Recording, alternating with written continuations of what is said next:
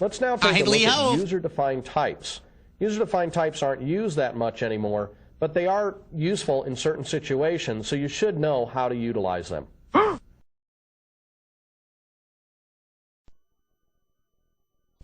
What you do is you can create a public type.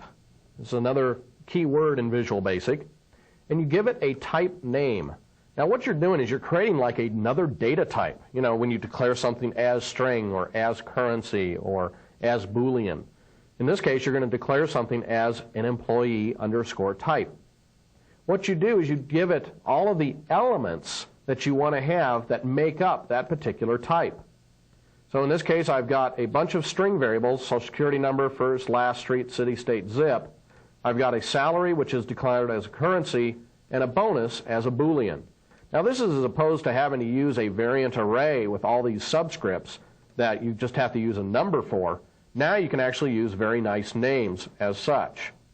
To use this, I've got another example in the FRM employees.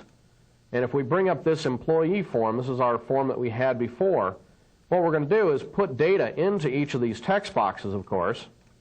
And then what we'll do is we'll click on the Save button down here, and we'll grab the data from all those different text boxes, and we'll put them into our module level type called employee.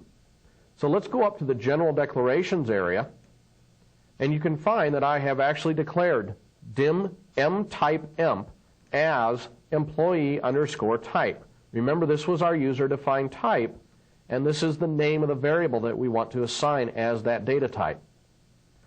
If we go back to that command save click event, you'll find mtype emp, and if you use the dot notation again, you can actually get a list of all of the elements that you declared in the user-defined type.